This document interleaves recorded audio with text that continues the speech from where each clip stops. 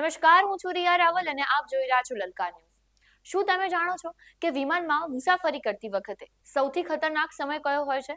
કદાચ નહીં, કેમ કે આપણે વિન્ડો સીટમાંથી વિડીયો ઉતારવામાં બિઝી હોઈએ છીએ। પણ એ જાણતા પહેલા લલકા ન્યૂઝને લાઇક, શેર અને ફોલો જરૂરથી કરજો।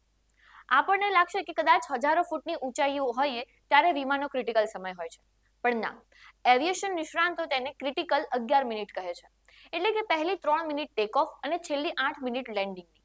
અને આંકડા જે આવ્યા છે એ ચોંકાવનારા છે। આઈએટીએ મુજબ અડધાથી વધુ અકસ્માતો લેન્ડિંગ વખતે થાય છે।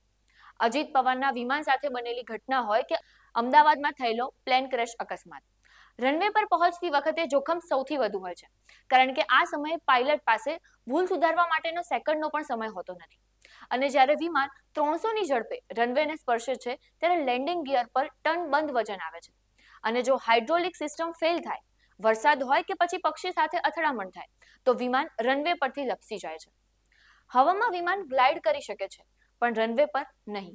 એટલે જ કહેવાય છે કે પ્લેન હવામાં હોય તેના કરતા જમીન પર લેન્ડ કરતી વખતે પાયલટની કસોટી અસલી હોય છે। ત્યારે તમારું શું માનવું છે આ વિશે?